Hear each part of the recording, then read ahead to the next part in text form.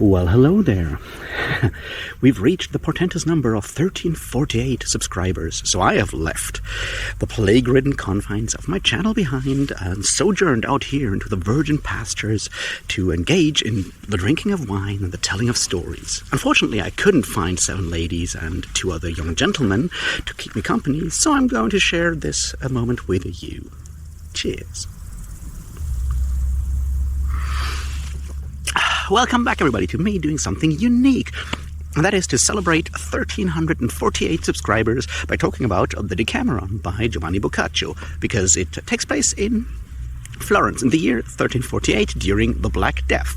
A moment to celebrate, if ever there was one, right? So, since I am not a literary scholar and know fuck all about the time, I've decided to take a bit of another tack and talk to you about what I've learned from reading and then rereading the Decameron, which is, well, it's almost 700-year-old classic. So let's try and do that with a couple of steps. First of all, why should you read it? Then what can we learn from it in several steps? And without further ado, what is the Decameron and why should you read it? Well, the Decameron is a collection of 100 stories told over 10 days by 10 young Florentines that leave Florence during the time of the Black Death to, stay a while outside of the city and hopefully don't get sick. At the end of these 15 days, well, 2 weeks basically, but a couple of days are set aside for, religious holidays, they return to Florence, which is another important part for this specific time. These 100 stories are, separated in 10 days. For each of these days, there is an overarching motto. It's a bit like writing prompts during like a write-a-thon or a read-a-thon, reading prompts. But, it's storytelling prompts. So everyone tells a story that fits a specific prompt, like a story about lovers that after overcoming diverse tribulations finally get to be with each other, for example. Or another one would be the tricks that that women play their husbands, and so forth. This is the general makeup. There are a few sort of like framing narrative parts about going to Florence. There's a long introduction about the Black Death, and there is obviously a few interruptions where we get the descriptions of the places they go to, the different villas they spend their time with, and so forth. But in overarching, this is it. So you get 100 stories separated in 10 different sort of genres, and a lot of these have become classics.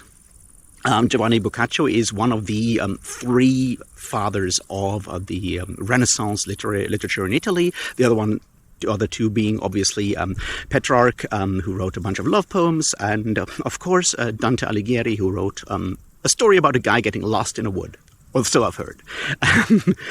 Well, that's roughly the background, and it was written during the time of the Black Death in Florence, so in 1348, 1349, and published shortly thereafter. So it is a very old text, and you'll realize that depending on which kind of translation you find, because I assume most of you don't speak 14th century Florentine dialect. I certainly don't. So that's what it is. Now let's look at why should you read it in different stages. The first one. It is a classic. It's a classic of classics in that it has had a huge impact on literature ever since. Obviously on Italian literature, but on general literature. And I'll kind of show you that with 2 or 3 examples. For example, there's a story about the final one, the 100th story about Griselda, was then later on taken on by one Chaucer and put into his collection called the Canterbury Tales, which obviously are sort of modeled after the same idea of a frame narrative of a group of people hanging out together in a place and telling each other stories to while away the time. So there's your first big influence on British literature, English language literature. Another one that is really interesting, for example, is individual stories have, made their way throughout the ages. See, the second story, it's the third story in the collection. On the first day, is about Saladin, the Sultan Saladin. There are historical figures showing up in these books, but these stories. Saladin wanting to borrow money from Melchizedek, the Jew, and we'll have to talk about that later, but, so he asks him on to court, and he asks him an important question, because he kind of wants to trick him and maybe get more money out of him than originally planned, or to better conditions. So he asks him which of the three big religions, Judaism, Christianity, and Islam, is the correct one, is the true one. And Melchizedek tells him a story about a rich man who has a magic ring that gives his family fortune, and at his death he gives it to his son, and so forth through the ages until we reach a man who has 3 sons whom he loves all equally well. And in order to not disappoint one of them, he creates 2 copies of that ring that are so indistinguishable that no one knows which one the correct is. Obviously, the 3 sons start squabbling, and this is the parable. The allegory here is, of course, that all 3 are indistinguishable when it comes to truth. Now, if you are someone who grew up in Germany or have ever read German literature, you may be aware of one Gotthold Lessing, who wrote a story called Nathan the Wise. And in that play, the exact story is once again told. It's the famous ring parable in German, Ringparabel. So yeah, these stories, individual of these stories, have made it through the ages in all kinds of ways. So beyond anything else, whenever one of these stories comes up, you'll be able to go well, actually, that was told by Boccaccio back in the 1340s. And obviously, some of these stories are probably picked up from general, oral traditions and so forth, but that's one of the big things here. So it's a classic that has had a huge impact on literature in general, so that alone is worth reading it.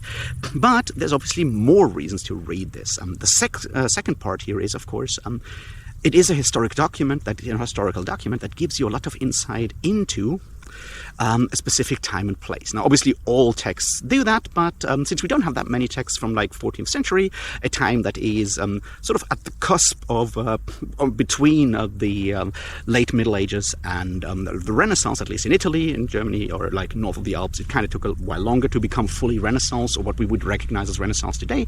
So it showcases a lot of cultural and mindset, cultural aspects and mindset of a specific time and place. A very interesting time, because it is a bit of a paradigm shift. And that is the next part that I wanted to look at. That being, of course, the way from a medieval time stuff gets questioned. Partly that is because it is during the time of a plague, and plagues always are a time of, social mores loosening, sometimes institutions of society failing, and so forth. So there is a opportunity to investigate new ideas of how to live together, or stuff collapsing completely. Boccaccio mentions all of that at the beginning of the story, when he describes the plague in Florence in a lot of detail. And this is interesting because it kind of copies previous or earlier plague narratives. We've had a bunch of those. There's one by Paul the Deacon, who writes the history of the Lombards. There's another one, a famous one by Thucydides, who describes the plague in Athens during the Peloponnesian War. And Boccaccio certainly takes his inspiration from these authors, but he then adds, more details that are very much about the specific Florentine case. And it's very much about the loosening or the collapsing of certain institutions that allows imagining a better future, which is partly what these stories do. We'll get to that. One of these is, of course, gender roles, and not gender equality, but certainly loosening the restrictive gender roles. For example, there are 7 women and 3 men in this story. So just by sheer word count, women get way more words in than men in this story. Another part is, of course, that the whole idea of leaving Florence in the frame narrative is done by Pampinea, who is obviously a woman who decides with her female friends to go to the countryside, and they decide to take some men with them for, reasons of propriety and so forth. And luckily, those 3 men kind of just are slumping along the road, and they're like, hey, you guys come with us because we kind of know you, so you'll be our male company. So, which shows already there is female women, there's female initiative, but there are still sort of some social norms around that. Once again, the idea of telling stories comes from Pampinea, who takes the initiative and goes let's do this storytelling thing, and she's the queen of the first day in that regard. And even within the stories, a lot of these stories are about relationships, are about love, are about infidelity. And a lot of these stories are, of course, about women having much more agency than you might imagine from a medieval setting, or in the way that a lot of us think about the Middle Ages. And this is the important reason why I've said, like, read this book to get like an insight, because our image of the Middle Ages and the early Renaissance is very much mediated through a lot of all kinds of fiction, media, and so forth that is not necessarily close to the truth. And reading a text from that time can give you really interesting insights into how people actually thought and acted. Another part of this idea of, norms shifting is, of course, criticism of the church. There's a lot of stories in these 10 days that are about priests and nuns, friars and nuns, not behaving as their vows dictate, but behaving in very human ways. They are greedy, they are lustful, they have a lot of sex. It's in general a lot of sex in these stories. And this is an important aspect that has certainly changed our image of the church, right? You can call this very clear criticism of the behavior of the church. It's questioning the moral standing of the Catholic Church at the time, which obviously makes a lot of sense because, the church didn't exactly do everything it should or could have done during the plague, the Black Death in Florence. So we have this element here, and it's another one that we see later. A lot of the conflict about friars that are supposed to be poor, but actually, spending a lot of money, being very greedy. Something that those of you who have read The Name of the Rose by Umberto Eco have probably encountered there. And these conflicts have made it into our larger understanding of the Renaissance and the Middle Ages. And on the one hand, they can be surprisingly clear in their criticism. On the other hand, they have even those criticisms. The idea of a corrupt church is one that we also have a lot of now. And this is sort of like where this starts. So for those reasons, to get a better idea of the time and place it was written in, when, merchants slowly overtook old aristocrats, when Italy, at least parts of Italy, switched from a agrarian society to much more of like a mercantile society. All of these elements are in these stories, and will give you a panoramic view of Florentine society in the 14th century. So yeah, you'll learn a lot here that you can then use later on and maybe change or sharpen your image of the past, which obviously is a past that we have seen a lot in both historical fiction and also fantasy fiction. Which brings me to the next part here. Storytelling and world building. See, a lot of us out here are reading fantasy fiction, history or historical fiction and so forth, but a lot of us also dabble in storytelling and world building, whether it's running tabletop RPGs, whether it's actually trying to write. So reading stories and analyzing stories in that regard is like, what can we learn? How can we become better writers, storytellers, world builders, is another important part. And the Decameron has a lot to offer in that regard. For example, the idea of how to couch criticism, the idea of how to organize stories is one. Another part is, of course, how to take historical figures and turn them into, fictional figures, characters of fiction, mythic figures. I already mentioned Saladin. Saladin comes up a couple of times, and there's a bunch of other characters from history. Emperor Frederick, a bunch of, kings at the time, Emperor Frederick II, Saladin, Pope Boniface. Now, all of these are, of course, historical figures, but they have turned into fictional characters over time, legendary characters, if you will. Frederick II is, the wise king ahead of his time because he's so tolerant and has both Muslims and Christians living with him in Sicily and so forth. But, these are fictionalizations, and I think Saladin is the most important one in this case because, of course, a lot of proto-Orientalist, or what will later become Orientalist, stereotypes are rolled into Saladin, the gracious, more knightly than the Christian knights kind of character that also has, in this case, in one story, a wizard or a necromancer who can send people on beds from one place to another, if need be. And I think this is an important aspect because showing the difference between historical figures and their fictionalizations, their legend building, can teach us a lot about how stories work, how history works, and having an early version of this compared to later depictions of Saladin in contemporary crusade fiction or whatever, can tell you how these trajectories work, and that's one thing that we can take from this. Another part, and I think this is a really important one, is connected stories and folklore. See, there are, near the end of the Decameron, four stories that contain more or less the same kind of characters, a group of characters. There's Calandrino, who is somewhat rich, I guess, and not very smart. And then there's his two, maybe friends or companions, Bruno and Buffalmacco, who are painters and who constantly play tricks on him, some very, very cruel tricks. And then there's Mr. Nicolini, I think, or Nicole, who is a doctor from Bologna. And at some point, Bruno and Buffalmacco play a trick on Nicole, and then the doctor and Bruno and Buffalmacco play a trick on Calandrino later together. And what we can learn from this is that what makes worlds feel real is to take these sort of like local folk characters that are part of like an oral tradition and let them pop up again and again, right? You see that with, your Robin Hood, where that shows up wherever. And in Germany, you have your Tille Eulenspiegel, who, like, everyone has a story about these characters, and you make up your own stories, or you have like a story that happened to someone, but you change the names to those already sort of not famous but popular or well-known characters, and that's something we can see here. So these are like stuff that we can learn from the Decameron as like traditions of storytelling, as tricks for storytelling, and we've seen that with like fiction, right?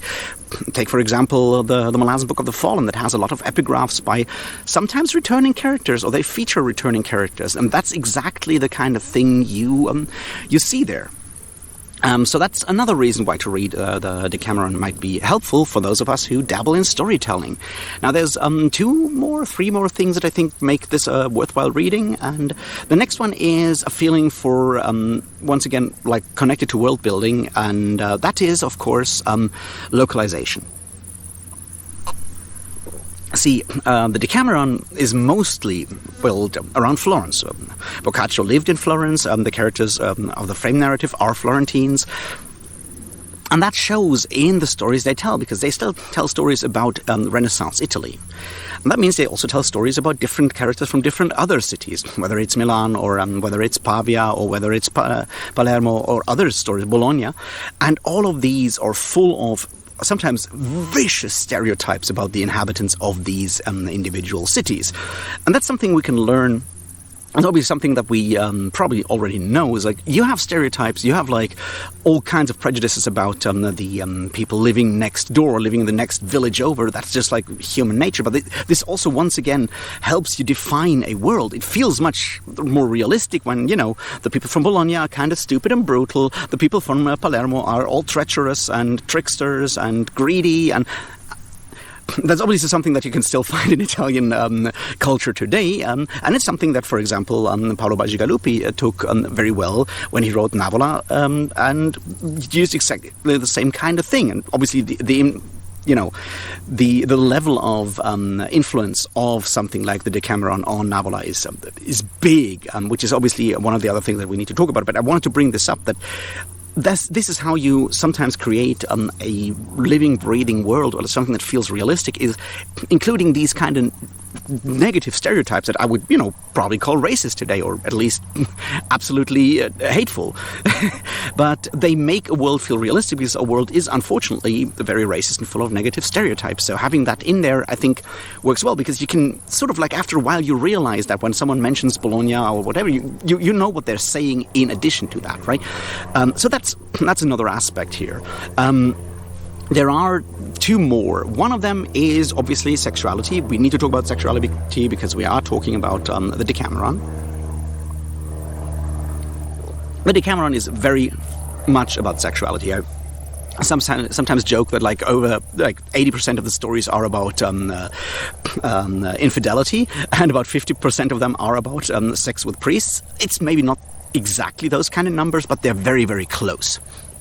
So there's a level of viciousness in there that I think is important to understand, or not viciousness, a level of explicitness, not viciousness, that is in there. A lot of, very explicit. We're not talking about like courtly love in a troubadour Provençal kind of thing, pining for someone else's lady. No, this is very much about consummating those kind of things. It's very much about people trying to get to sleep with someone else's wife and so forth. And I think this shows us something, once again, coming back to the idea of how we see the medieval world, because that level of free, like the carnal love, I think is something that we sometimes forget that actually, was around for a long time, because we assume that, like, the influence of the Catholic Church, for example, kind of prevented that.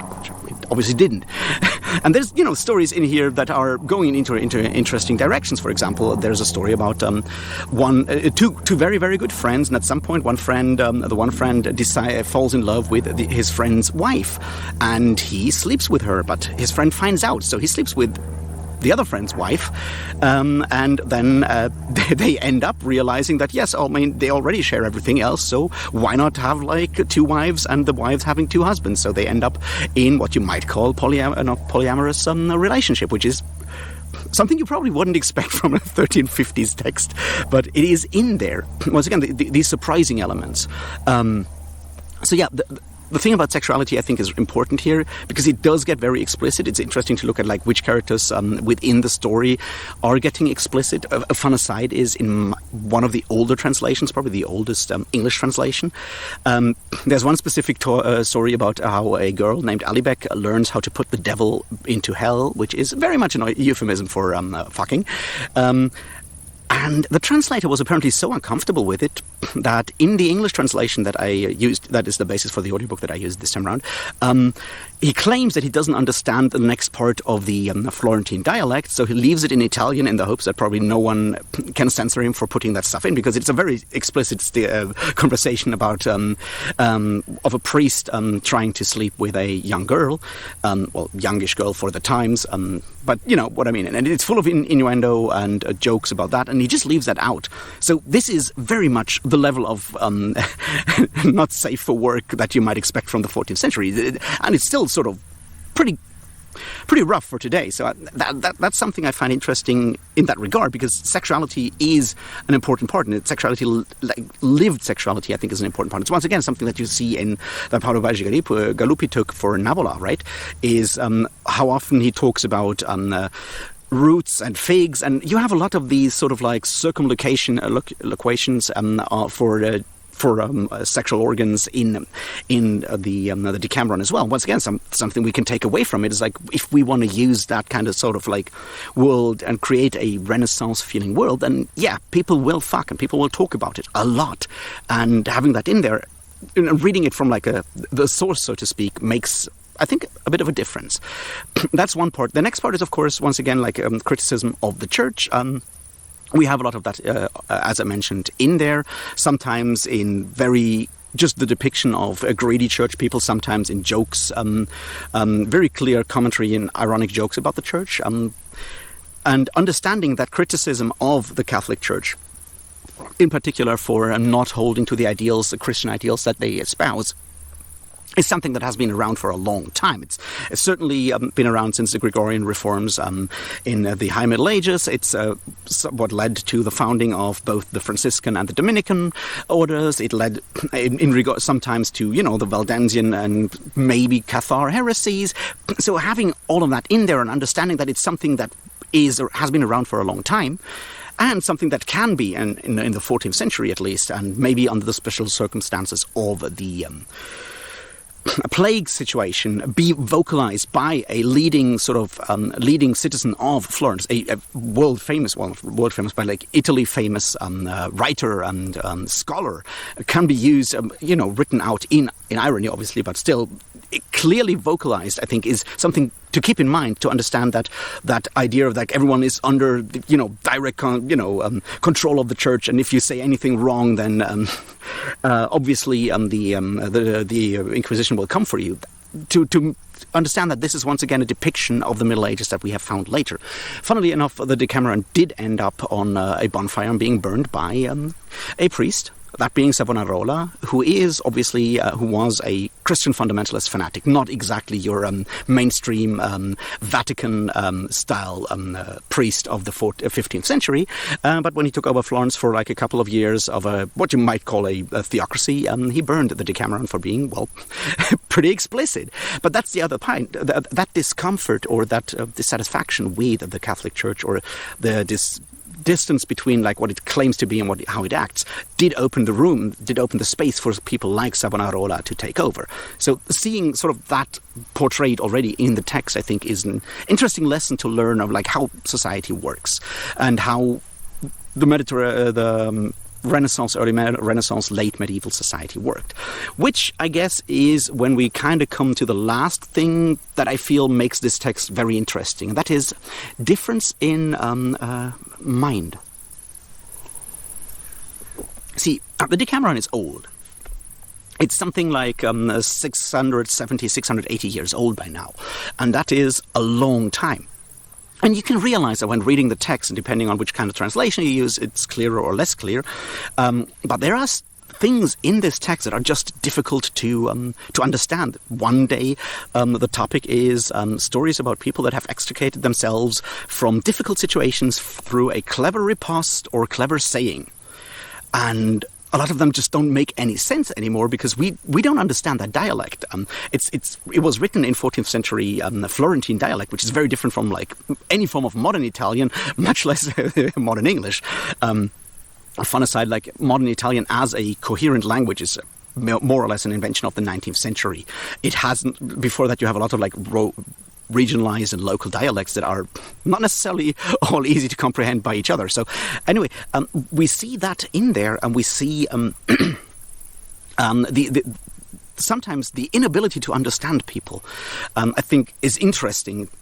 Similarly, on like a more intellectual level, you read the stories about Calandrino that I already mentioned, and in the frame narrative, everyone loves at the stupidity of Calandrino being fooled by his friends. And those are really, really cruel jokes. Don't get me wrong. They hit him with stones, and then that leads to him beating up his wife and so forth. Those are very, very cruel jokes. And in today's understanding, you'd probably, maybe you'd admire the trickster character of Bruno and Buffalmacco, but you will probably not try not to laugh at the expense of Calandrino because it's just cruel. So we can see like shifts in mindset in understanding over the centuries in this form, which is, once again, really fascinating to watch and to read and to understand. And that, I think, leads me to the final important part. The Decameron is also very much a text that is about the reader trying to find out who you are yourself. And I'm not making this up. Boccaccio says this explicitly in the afterword, so to speak. It's like, these stories are for you to understand. They say very explicitly, they have like always like a quick headline that this is the story, that this is what will happen in this story. And you as a reader have to understand how you feel about what is happening in this story, how you understand the morals of this story. This is very much a text that is made for ethical reflection of the reader. Are you with the wife that tricks her husband so she can actually have sex with her lover? Are you with the lover who wants to sleep with someone else's wife? Are you with the husband? Who's in the right and who's in the wrong? It's very unclear in these texts, and that's deliberate. That's for you, the reader, to decide. And yes, sometimes that can be hard because, once again, we have like almost 700 years of difference between then and now. But a lot of these questions are still the questions we ask ourselves in everyday life. So having that in these 100 stories, I think, makes for very interesting reading indeed. So, I think that's all the reasons why you should go and read the Decameron. You can certainly spend a Black Death or a pandemic in worse ways than sitting in the countryside, drinking wine and telling stories, or in this case, sitting out in a field and reading stories or talking about stories and drinking wine, than in this way. So, I don't know. Go read the Decameron. Maybe find a modern translation. Maybe find an old translation. Obviously, you can find older translations for free online because it's that old. Maybe watch the new Netflix show. I have no idea what it will be like, but I think it's coming soon. And, if you have had the pleasure of reading the Decameron, let me know what you think about it in the comments. I don't know, like, subscribe, do whatever the rest is supposed to be. Comment, join the Patreon, give me money, give me love, all those things. And I'll see you very soon about something else. But until then, thanks and cheers.